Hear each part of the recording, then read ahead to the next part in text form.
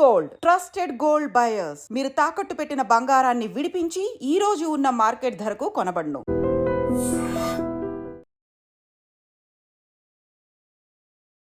నమస్కారం, welcome to I dream. ధర్మ మార్గం విత్ విజిత కార్యక్రమానికి స్వాగతం.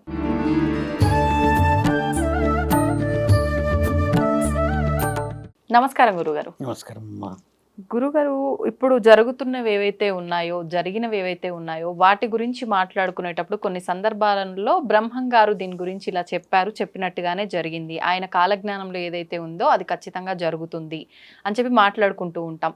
అలా చూసుకుంటే ఈ ప్రళయాలు, విపత్తులు, ఈ పాపాలు పెరిగిపోవటం, ఇవన్నీ కూడా ఆయన కాలజ్ఞానంలో రాసి ఉన్నాయి. మనం కూడా గతంలో మాట్లాడుకున్నాము కొన్ని రకాల ప్రళయాల గురించి, వయనాడు ఆ యొక్క వాటి గురించి కానివ్వండి, జల ప్రళయాల గురించి రకరకాలుగా మాట్లాడుకున్నాం. గతంలో వచ్చిన వైరస్ గురించి మాట్లాడుకోవడం జరిగింది. అన్నీ కూడా అలా జరిగిపోయాయి. ఇలా రాబోతుంది అనుకున్నాము అన్నట్టుగానే అన్నీ వచ్చేసాయి. మరి ఇప్పుడు ప్రస్తుతం కరోనా ఒకప్పటి క్రిందటిసారి వచ్చినప్పుడు అందరినీ అతలాకుతలం చేసి వెళ్ళిపోయింది. మళ్ళీ ఇప్పుడు రాదు, ఒకవేళ వచ్చినా కూడా మనకు జలుబు, దగ్గు ఇవి ఎలాగో అలా వస్తుంటాయి పోతుంటాయి, కానీ ప్రభావం ఏమీ ఉండదు అని అన్నాము. కానీ ఇప్పుడు ఆల్రెడీ మన దగ్గరికి రావటము, ఒకరిద్దరు మరణించటము లాంటి వార్తలు వింటున్నాం. ఏంటి ఈ కరోనా వైరస్ యొక్క విజృంభణ ఎలా ఉండబోతోంది? కాలజ్ఞానంలో దీని గురించి ఏమైనా రాసుందా? దాని గురించి తెలియజేయండి. ముమ్మాటికి అంటే బ్రహ్మం గారి కాలజ్ఞానం అన్నారు కాబట్టి, కాలజ్ఞానం 1610వ శతాబ్దంలో ఆయన గారు పుట్టి 1630లో 20లో రాసి పెట్టాడు. మీరన్నట్టుగా 100 సంవత్సరాలకు ఒకసారి ఒక విజృంభణ జరుగుతుందమ్మా. దీన్ని ఏమంటారంటే ప్రకృతి విలయ తాండవం చేసింది అని అంటారు. అందులో ప్లేగు వ్యాధి, క్షయవ్యాధి, కలరా కొన్ని చెప్పారు. అలాగా 100 సంవత్సరాల వ్యాధి ఇంకా రాలేదు మన దగ్గర. నేను గతంలో కూడా చెప్పాను. అంటే ఈ కరోనా 100 సంవత్సరాల కరోనా అనేది అసలు 100 సంవత్సరాలది ఇతిహాసాలది కాదు. ఇది మానవుడు చేస్తున్న కాలుష్యంలో మార్పులు, అంటే గాలి కానీ ఇంకేదైనా కలుషితమైనది, సూక్ష్మమైనది. 100 సంవత్సరాలలో వచ్చేది ఏమవుతుందంటే అమ్మా, మొదట 100 సంవత్సరాలకు ముందు వచ్చింది, 100 సంవత్సరాల తర్వాత ఏం జరిగిందనే విషయాలు మాట్లాడినప్పుడు ఒకటి నీటి ద్వారా వచ్చింది, ఒకటి శ్వాస ద్వారా వచ్చింది గతంలో. ఇప్పుడు కూడా శ్వాసదే. ధన్వంతరి అంటే మీకు తెలుసు అనుకుంటాను బహుశా. భరత మునివర్యులు దేశాలకి మన దగ్గర ఉన్న వనమూలికలు పంపించేవారు. వాళ్ళు మన దగ్గరే ఎందుకు వనమూలికలు ఉంటాయి, వేరే దేశాల్లో ఎందుకు ఉండవు? అంటే మనది వేదభూమి, ధర్మభూమి. తర్వాత మనది ఏంటంటమ్మా ఋషి పరంపర ఉన్న భూమి ఇది. దేవాది దేవతలు పుట్టిన మహాభూమి కాబట్టి ఇక్కడ ఆయుర్వేద వనమూలికలు వచ్చేసి లక్షల్లో ఉన్నాయమ్మా. కంటి చూపుకు సంబంధించిందే కానీ, మూత్రపిండాలకు సంబంధించిందే కానీ, గుండెకు సంబంధించిందే కానీ, పిల్లలకు సంబంధించింది, కామానికి సంబంధించిందే కావచ్చు. ఇలా రుజువు చేయబడ్డ పురాణాలు అనేవి. కణితి అంటే ఏంటంటమ్మా, ఈ మైండ్లో బ్రెయిన్కి సంబంధించింది. అది చిన్న కణతి అంటారు. కణితి అంటే చిన్నగా ఇక్కడ లోపల ఒక బబుల్ లాగా వచ్చింది అంటారు కదా. ఒకప్పుడు మన దగ్గర సుశ్రుతుడు అనే మహా జ్ఞాని ఎలాంటి మత్తు లేకుండా ఆ కణితిని తీసిన ఘన చరిత్ర కలిగిన మహాభారతదేశం మనది. కంటి చూపు భాస్కరుడు ఈ లోపట కన్ను పొరని ఇట్లా పెట్టి తీస్తారు. ఇప్పుడు ఎన్నో మైక్రో లెవెల్లో కదా. ఆయన కంటి చూపుకి లోపట నరాలకు సంబంధించిన ప్రమాదం ఏర్పడిందని దానికి శస్త్రచికిత్స చేసి పూర్వ వైభవాన్ని తీసుకొని వచ్చిన భాస్కరుడు. ఇలా మన దగ్గర చాలా ఉన్నాయి. ఇలా ఉన్న ఈ భూమిలో అమ్మ వనమూలికలు ఎందుకు కొలువై ఉన్నాయనంటే, ఈ వనమూలికల ద్వారా ఏ వ్యాధి వచ్చినా కూడా నియంత్రించవచ్చు అని ధన్వంతరి యొక్క పురాణ వివరణలు మన దగ్గర సాగర మదనమయ్యేటప్పుడే రుజువు చేయబడ్డది. ఎందుకు అంత పవర్ఫుల్ మన దగ్గర ధన్వంతరి అనంటమ్మా, కలశం ఏదైతే వచ్చిందో అది వచ్చే ముందు గోమాత 5 రకాలుగా విభజించబడి వచ్చి ఐరావతం, తర్వాత అశ్వం అంటే తెల్లని గుర్రం, ఇవన్నీ బయటికి రావడం చేత గోత్రనామాలకి మార్గం ఒకటి, ఆయుర్వేదానికి మార్గం ఒకటి, మానవ శ్రేయస్సుకు మార్గం ఒకటి. ఇన్ని మార్గాలు వచ్చిన తర్వాత ఋషి పరంపరలో ఒక వ్యాధికి ఒక కారణం శ్వాస కానీ ఇంకేదైనా కానీ అని చెప్పేసి చెప్పగలిగిన మహాపురాణమే ధన్వంతరి పురాణం. ఓకే. ఇప్పుడు ధన్వంతరి పురాణం అంటే ఎంతమందికి తెలుసు మీరు చెప్పండి? తక్కువ శాతం. తులసి చెట్టుని ఎందుకు పూజిస్తాం? బాగా గమనించాల్సిన విషయం ఏంటంటమ్మా, తులసి చెట్టుని ఇంట్లో ఆయుర్వేద వనమూలికలాగా పూజిస్తారు. ఒకప్పుడు తులసి చెట్టు ఇంత హైట్ అయ్యేది, ఇంత బారేడుగా ఇంత వెడల్పు అయ్యేది. ఇప్పటికి ఊర్లలో అవుతుంది అలాగా. మన దగ్గర ఇంత అవడమే చాలా కష్టం. కొత్తిమీర కట్ట అంత ఉంటుంది అంతే. దానికి ఉండే 4 ఆకులు, దానికి ఒకటే పూజలు మనం చేస్తాం. అంటే పుణ్యం కొద్దీ చెట్లు పెరుగుతాయి అనేది రుజువు. ఒకప్పుడు భూమిలో పెడితే అది అలా పెరిగేది. ఇప్పుడు అపార్ట్మెంట్ లైఫ్స్ కదమ్మా, ఆ గోడల మీద పెట్టడం చేత దాని యొక్క వయస్సు అలా ఉండిపోయింది. తులసి చెట్టు ఎందుకు పూజించాలంటమ్మా, ఏదైతే సంజీవని పర్వతం మీద పరమాత్ముడు పోయి తీసుకొస్తాడో ఆ ఆకుని కాపాడిన మహావృక్షాలు తులసి చెట్లు. ఆ సంజీవని ఏమో ఒక దగ్గర ఉంటే ఈ చుట్టుపక్కల ఉన్న వేల చెట్లు ఇవే తులసి. ఈ తులసి చెట్టు ఉండడం వల్ల ఈ సంజీవనికి ఎక్కడ లేని యాక్టివ్నెస్ అనమాట. అంటే ఇది ఒక ప్రొటెక్టర్. వాళ్ళందరూ లైట్ అయితే ఇది షైన్ అవుతుంది కదా. ఈయన గారు చేసింది, తండ్రి ఏం చేశారు హనుమంతుడు, తులసి చెట్లు ఇన్ని ఉన్నాయి, సంజీవని అలా ఉంది. అంటే సంజీవనినే కాపాడిన ఈ చెట్లు మానవుని కాపాడవా అని రాముడికి చెప్తే, రాముడి యొక్క ఈ పట్టభద్రుడైనప్పుడు, అంటే రామావీరుడు రాముని పిలిచి ఈ రాజ్యం అప్పచెప్తారు కదమ్మా, రాజ్యం చెప్పినప్పుడు ఒక్కొక్క చెట్టు ఇచ్చిండంట, తులసి చెట్టు. అలా తులసి చెట్లు ఈరోజు మన ఇంటికి చేరాయి. ఆయన గారే ఇచ్చాడు, ఒక్కొక్క ఇంట్లో పెట్టండి, ఒక్కొక్క ఇంట్లో పెట్టండి అని. ఎందుకంటే అందరి ఇంట్లో అయితే మీరు అన్నట్టుగా సంజీవని పెట్టలేము కదమ్మా, అదొక పర్వత శ్రేణి. అలా వచ్చినది అని అంటే ఇక్కడ అర్థం ఏముందంటే, తులసి చెట్టుని ఏ విధంగా వాడేవాళ్ళో అంటే కొంచెం ఆలోచన ఉంది కూడా చెప్తున్నాము. తులసి ఆకులు ఉడకబెట్టేసేసి దాంట్లో కొంచెం బెల్లం, అంటే అది కూడా ఏ బెల్లం వేస్తారు, ఎర్ర బెల్లం వేస్తారు. మన దగ్గర ఎర్ర బెల్లం ఇప్పుడు తక్కువ శాతంగా అంతా ఏమంటారు చక్కెరతో చేసిందే, ఫిల్టరైజేషన్ వస్తుంది, ఎల్లో ఉంటుంది. దాన్ని అలా కొంచెం మరిగించి తాగితే ఆరోగ్యానికి బాగుంటుంది, లైక్ కాఫీ కానీ టీ కానీ అంటారుగా. దానికి సన్న వస్తాయి కదమ్మా, ఇలా తీసే ఆవాల లాగా వస్తాయి. తులసి చెట్టుకి, సబ్జా కాదు, తులసి చెట్టుకి చిన్నగా గింజలు అవుతాయి ఆకులు, అవన్నీ తీసేసి ఉడకబెట్టేసేసి దాన్ని ఇప్పుడు మనం కాఫీ టీ తాగుతాంగా, అలా తాగినా కూడా ఆయుర్వేదికం అని చెప్పేసి శాస్త్రంలో రాసింది. అలా మనకు తెలుసా? తెలీదు. అది వృధా అవుతుంది, మన వాళ్ళు తాగరు, అది వేరే విషయం. అంటే ఒక చిన్న దాంట్లోనే అన్ని ఉన్నాయనంటే ఇంకా 27 నక్షత్ర జాతుల చెట్లు ఉన్నాయి మన దగ్గర. 27 నేను చెప్తుంది. దాచిన చెక్క కానీ, లవంగా, ఇలాచి, ఈ అష్టసుగంధాలన్నింటిలో ఆయుర్వేదిక్లో వాడతారు కదా. ఇవన్నీ పక్కన పెడితే అమ్మ, ఇప్పుడు మనిషి శరీరంలో కరోనా విషయం మాట్లాడతాం. కరోనా అని అంటే ఒక వ్యాధి ఏడికి వచ్చిందంటే అమ్మ, ఊపిరి ద్వారా ఊపిరి యొక్క ఈ పరిస్థితి ఊపిరితిత్తుల మీద అంటే లంగ్స్ మీద ఎఫెక్ట్ కదా. లంగ్స్ ఎవరికైతే మద్యం తాగి, ఎవరికైతే పుట్టుకతోని కొంచెం వీక్నెస్ ఉంటాయో అలాంటి వాళ్ళ పైనే ప్రాణభయంతో అటాక్ జరిగింది. అంటే ప్రాణభయం ఉన్నది, లంగ్స్ అని ఎఫెక్ట్ అయ్యి లోపల పాడవుతున్నాయి. ఈ సిగరెట్ తాగుతారు కదా తల్లి, వాళ్ళందరికీ లంగ్స్లో ఆ మైక్రో లెవెల్లో ఉన్న హోల్స్ అని క్లోజ్ అయ్యి మళ్ళీ ఓపెన్ కావు. అంటే వెరీ లెస్ లెవెల్లో ఓపెన్ అవ్వడం చేత ఊపిరి పీల్చుడు రావుడు కష్టమైపోయి అలా కొంతమంది కాలం చేశారు కదా. ఇప్పుడు సింపుల్గా ఒక విషయం చెప్పొచ్చు, ఎవరైతే శంకు ఊదుతారో, ఇలా శంకు ఊదుతాం కదా, నా దగ్గర బ్యాగ్లో ఉంటుంది, అయితే ఆ శంకు ఇట్లా ఊదుతాం కదమ్మా పట్టుకొని, ఆ శంకు ఎవరైతే అనర్గలంగా ఒక 30 సెకండ్స్ 40 సెకండ్స్ ఊదుతారమ్మా, వాళ్ళ లంగ్స్ చాలా ఓపెన్ అవుతాయి. ఇలాంటిది ఇప్పుడు మనం చేయగలమా? శంకు అంత గట్టిగా ఎప్పుడైనా ఊదవచ్చును. కొంతమంది ఏం చెప్తారంటే శంకు ఇంట్లో ఊదకూడదు అంటారు. ఎందుకు శంకు ఊదొద్దంటే, ఆ శంకు ఊదితే ఆ ఇంట్లో ప్రాణం పోతుంది అనేది ఒక నానుడి ఉంది. ఆ నానుడి ఏంటంటే అమ్మ, శంకు ఎవరిది అంటే శివుడిది. అది శివుడు వస్తే ప్రాణం తీసుకొని పోతాడు అనేది పెద్దలు చెప్పిన మూట. అపోహన అది, అంటే వాస్తవం కాదు. ఇప్పుడు శంకు నేను ఊతానుగా, మరి నేను గుడి దగ్గర కూర్చున్నప్పుడు ఊతాను. ఇంకా నా మిత్రుడు ఉన్నాడు, 6 నిమిషాలు ఊదుతాడు, సత్యనారాయణ అని, 6 మినిట్స్ ఊతాడు ఒకటేసారి. ఆయన ఊదితే ఆ సౌండ్ వినడానికి ఆయన చాలా మంది పిలుస్తారు. అలా ఊదిన వాళ్ళ ఎట్లా ఉంటుంది, మళ్ళీ కొంచెం ఓల్డ్ 55-50 ఉంటాడు కానీ అలా కనిపించాడు. అంటే ఇదంతా ప్యూరిఫికేషన్ ఉంటుంది. దాన్ని ఊదేది ఒక తరుణం పద్ధతి. మీరు మంచి మాట అన్నారు, శంకు ఊదితే ప్రాణం పోతుంది కదా. మరి పార్కులో పోయి హాహాహా అని పిచ్చోళ్ళ నవ్వుతే మన ప్రాణం బాగుంటుందా? నిజం చెప్పండి, నేను మొన్న చూసి ఆ పార్కులో మాట్లాడాడు, అలా అలా ప్రాణం వస్తుందా? ఇలా పైకి వెళ్ళేసి కిందకు హాహాహా అని గట్టిగా నవ్వుతున్నారు, ప్రాణం వస్తుందా? జీవితంలో లాఫ్ లేకపోతే థెరపీలో లాఫ్ వస్తుందా?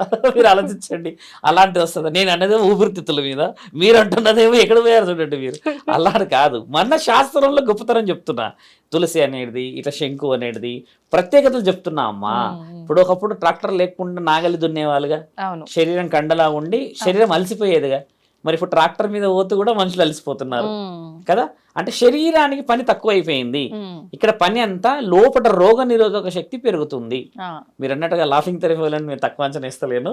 అలా ఉంటే ప్రాణం వస్తుంది అన్నప్పుడు ఈ శంకు ఊదితే ఊపిరితిత్తులు పెద్దగా అయ్యి ఆ లబ్డబ్, ఆ తర్వాత లోపల ఉన్న fluctuations, neurological system, blood pressure అంత నార్మల్ అప్ అండ్ డౌన్ అవుతుంది అనేది ఎందుకు రుజువు లేదు తల్లి, వాస్తవం అది ఇది.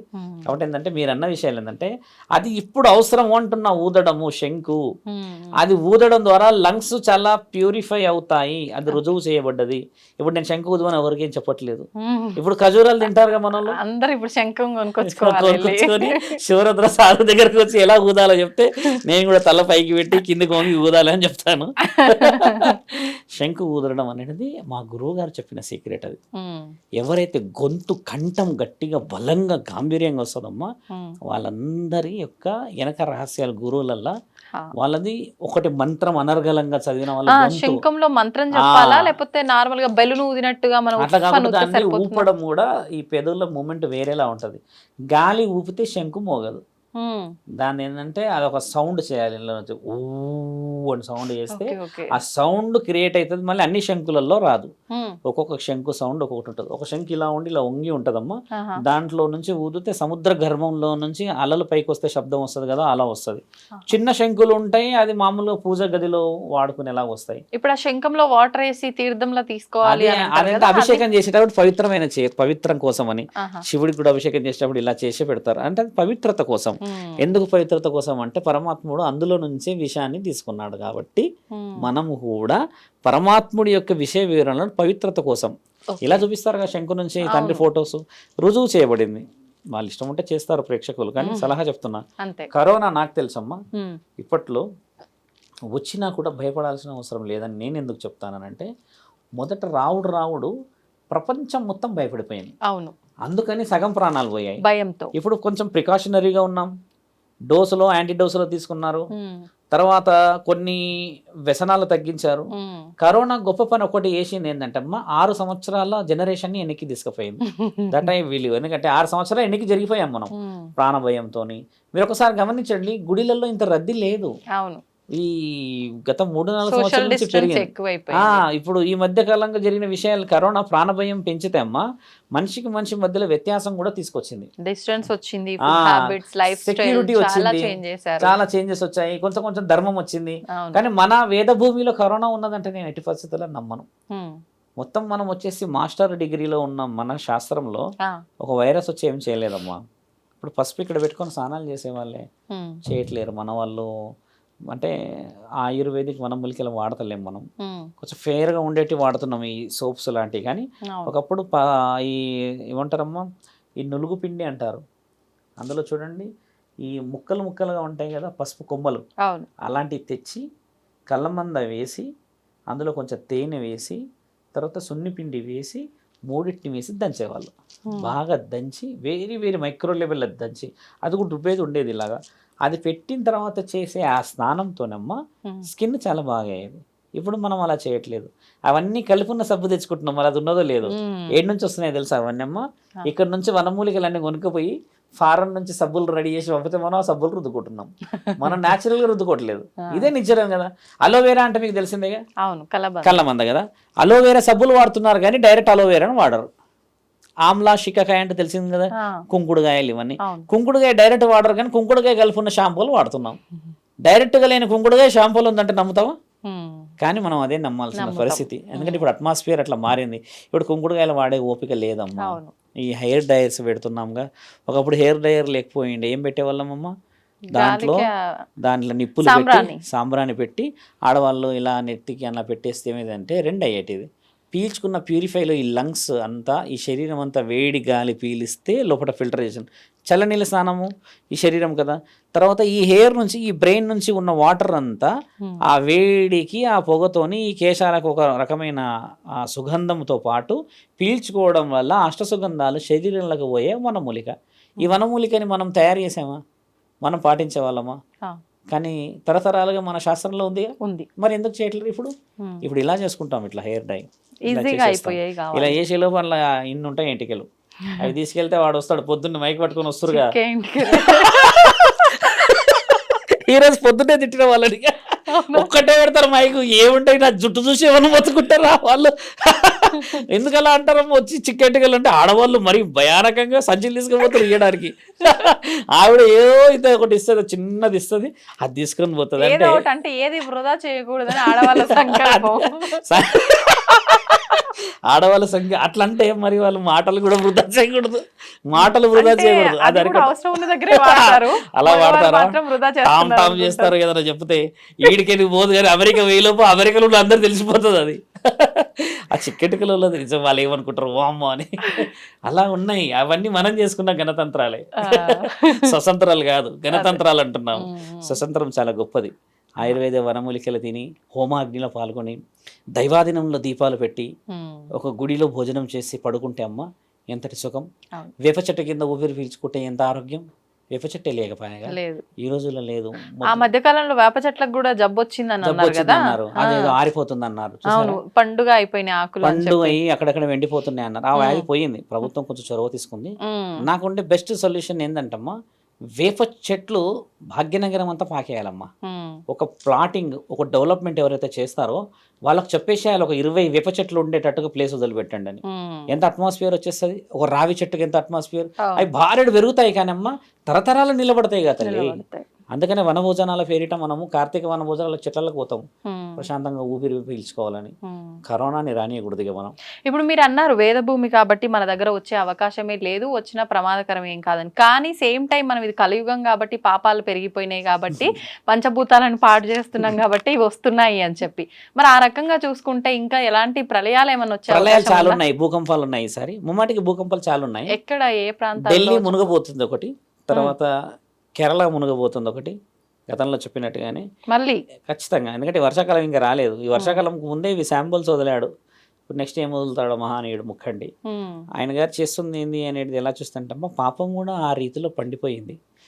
ఇందాకమ్మా మీతో వచ్చిన నేను కార్లో చూసిన వీడియో ఏంటంటే 4 or 5 years అమ్మాయిని వాడు రేప్ చేశాడు, చిన్న అమ్మాయిని, 4 years అమ్మాయిని. అంటే మరి ఏం జరుగుతుంది చెప్పండి? ఏమున్నదని అక్కడ మరి మనిషి ఆ విధంగా పైశాచికత్వం పోయాడు. ఊరు వచ్చేసిందమ్మా వాడిని కొట్టడానికి. నేనేమంటా తెలుసా అమ్మ, ఆ రేపు జరగడానికి ముందు మనం ఎందుకు నిద్రలో ఉన్నాం? మనం ఒక మద్యం చేసి వచ్చిన వ్యక్తిని ఎందుకు గమనిస్తలేం మనం? ఒకడు విచ్చలవిడిగా మాట్లాడితే ఎందుకు గమనిస్తలేం మనం? ఒకడు వచ్చి ఆ రోడ్డున నిలబడి ఆ చౌరస్తారా నిలబడి ఇలా తాగేస్తుంటే వాడిని ఎందుకు అడుగుతలేం మనం? ఎందుకు ప్రికాషనరీగా మనం పోతలేమంటే నీ ఇల్లు నీ సంసారం నీకే. అంటే అడగకపోతే అది ఎవరిదో సమస్య, అడిగితే అది మన సమస్య. అలాగా ఒకడు అడుగుతాయితుంది, అలాగా ఇద్దరు అడుగుతాయితుంది, అలాగా నీవు నీతో పాటు ఊరంతా పాటు చట్టంతో పాటు అందరు కలిస్తే మరి భయం పుట్టాలన్నా వద్దా?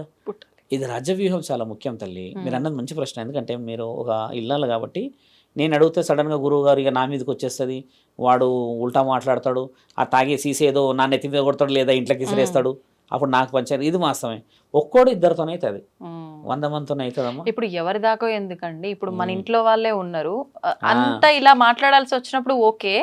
ఏదైనా ఇప్పుడు అట్లా మనం ఎదిరించాలని ఎవరైనా ఏమనంటే నీకేం అవసరము, నీ పని ఏందో నువ్వు చూసుకోవచ్చు, తెచ్చి నీ మెడకేసుకున్నావు, ఇలాంటివి కొత్త సమస్యలు ఎందుకు? పోలీసు వాళ్ళు చూసుకుంటారులే, 100కు డయల్ చేయండి అంటారు. 100 డయల్ చేసిన దాంట్లో అమ్మ నాకు తెలిసి 25% కాపాడబడుతున్నాం, 75% తగలబడినాక వస్తున్నారు.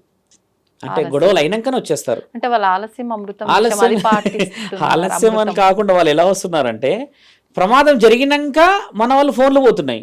ఇప్పుడు జరగక ముందు ఫోన్ చేస్తే వాళ్ళు కదలరు, ఎందుకంటే ఏం జరగలేదు కదా అని.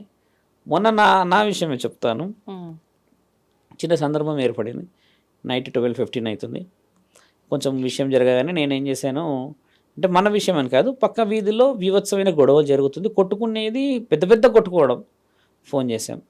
చేసిన తర్వాత ఏం సంగతి ఏంది ఇట్లా అనేసరికి వాళ్ళు 25 మినిట్స్ తర్వాత వచ్చారు. వచ్చిన తర్వాత పోయి నించొని ఇట్లా ఉన్న సంగతి అని చూపించారు. 25 మినిట్స్ లోపు గొడవ అంతా అయిపోయింది. ఎవరో వాళ్ళు పోయి పడుకున్నారు కూడా. అయిపోయిందాక వీళ్ళేమంటారు వచ్చారు తెలుసు, ఏం పని పాటలేదా మీకు, ఏ టైం ఫోన్ చేస్తారు మీరు అని అంటే, మరి వాళ్ళు గొడవ చేసి అట్లా వెళ్ళిపోయారంటే ఆలస్యంగా వచ్చిర్రు అన్న విషయం పక్కన పెట్టేసేసి అనే విషయం చూడండి, ఎందుకు మీరు ఫోన్ చేస్తారు ఊరికే అట్ట, ఈ మాత్రం దానికే అంటే ఇప్పుడు ఎవరిని ఏమనాలి, నన్ను నేను చూసుకోవాలి, నా గొడవ పడ్డోళ్ళని చూసుకోవాలా. మరి ఇంకో విషయం ఏంటంటే ఈ చాలా భయం ముట్టిస్తుంది చాలా మందికి, దానివల్ల అలర్ట్ అయిపోతారు అందరు. సైలెంట్గా వచ్చి దంచిపోతే అది వేరే ఉండు, కానీ వచ్చే వరకు ఎక్కడో అక్కడ మారిపోతారు అమ్మా, అది వచ్చింది. కాబట్టి ఏంటంటే పోలీస్ అధికారులకు కూడా కుటుంబాలు ఉన్నాయి కాబట్టి వాళ్ళు గౌరవంగా వస్తున్నారు. కొంచెం తొందరగా వస్తే కొన్ని కాపాడే అవకాశాలు ఉండొచ్చు అనుకుంటున్నాం అమ్మా. 2-3 టైమ్స్ ఎదురైంది అలాగా. వాళ్ళు కూడా ఈ మధ్య చూడండి అలర్ట్గా ఉన్నారు, కానీ అలర్ట్గా ఉన్నారని మన నిర్ణయం ఇచ్చి చెప్పాల్సిన అవసరం ఉంది. కాబట్టి మీరు అడిగిన ఈ ప్రశ్నల్లో అమ్మా, మనం దగ్గరికి రప్పిస్తేనే కరోనా. ఓ మాట చెప్పండి, బూస్టింగ్ ఇచ్చినాక ఎందుకు చనిపోయారు మనుషులు? బూస్టింగ్ అంటే తెలుసుగా, మనం డోస్ వచ్చేది అదే ఏంటో యాంటీ డోస్ అని, యాంటీ డోస్ ఇచ్చాక ఎందుకు చనిపోయారు మనుషులు? వాస్తవంగా చెప్పాలంటే ఆ వ్యాక్సిన్ తర్వాతే చాలా మంది వీక్ అయిపోయినామని చనిపోయారు కదా.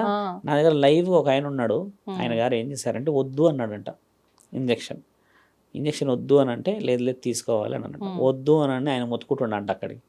వద్దు అంటే ఆయనకి ఏం చేశారు, పెద్ద మనుషులకి ఏంటంటే నడుముకో లేకపోతే వాళ్ళ ఆలోచన రీత్యా బాగుంటే చేతికో గుచ్చుతారు.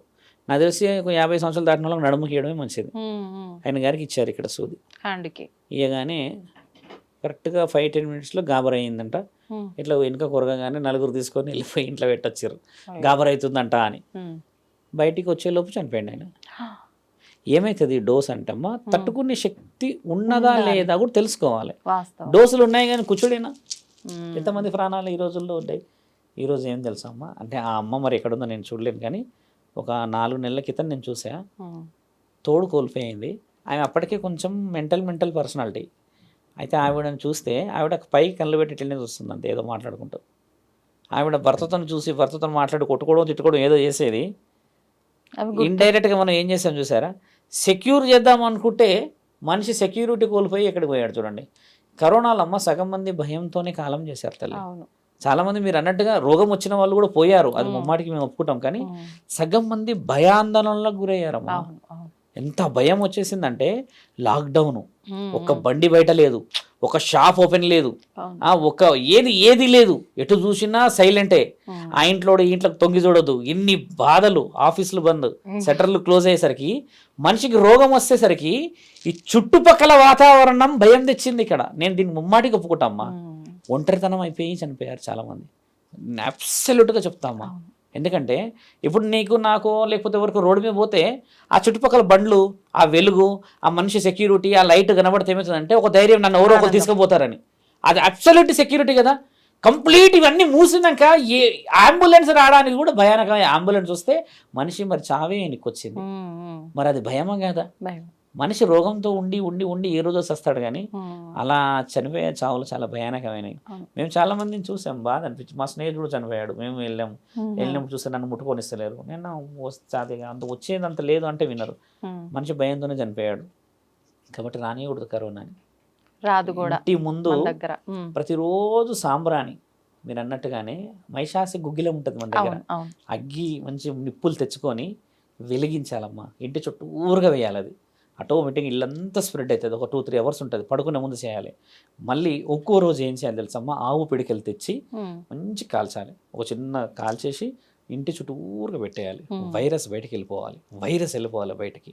అలా పోనీసలేం మనం, నెగిటివ్ ఎనర్జీ కూడా నెగిటివ్ పోతుంది. మనం ఏం చేస్తాం తెలుసా తల్లి, ఏసీలు వేసేస్తాం, కంప్లీట్గా క్లోజ్ చేస్తాం, డోర్లు వేసేస్తాం, అంతా లోపల వేసేసి ఇంకా ఓదెళ్ళటో చూస్తాం. ఇక దయ్యం వచ్చేదాకా వెయిటింగ్ చేయడానికి ఇక ఉంటుంది భయం, అసలైన భయాన్ని వదులుతాము. ఇవి ఎందుకు చెయ్యం? ఫిల్టరైజేషన్ గాలి రావాలి, లోపటి నుంచి బయటికి ఫిల్టర్ కావాలి, హాస్యంగా నవ్వుకునేటట్టు వాతావరణం ఉండాలి. ఇలా లేదమ్మా, భయం భయం భయం భయం భయం భయం భయం. ఆ భయంతోనే కదా మనిషి సగం పోతాడు. మీరు ఇప్పుడు చెప్పండి, మరి కరోనాని రానియకూడదు ఎట్టి పరిస్థితుల్లో. అది వచ్చింది చేసింది అనేది కాదు, దాన్ని ఎట్టి పరిస్థితుల్లో రానియకూడదు. రోగ నిరోధక శక్తి పెంచుకోవాలి, పెంచుకోవడం మంచిదమ్మా. ధన్యవాదాలండి. దీన్ని తవ్వండి, తవ్వుతున్న శివలింగం. పరమాత్మకు జీవా సరే దాన్ని అట్లా కప్పేసేయండి, చూపించదండి. Krishna is there. మూర్తి పూజ కాదు, సాక్షాత్ బ్రజేంద్ర నందన భగవాన్ ఉన్నారు మూర్తిలో. ఏమీ ఆశించకుండా ఆరాధించే వాళ్ళు కూడా ఉన్నారా ప్రభుజీ? నిజమైన భక్తి అంటే మనకు తెలియదు కాబట్టి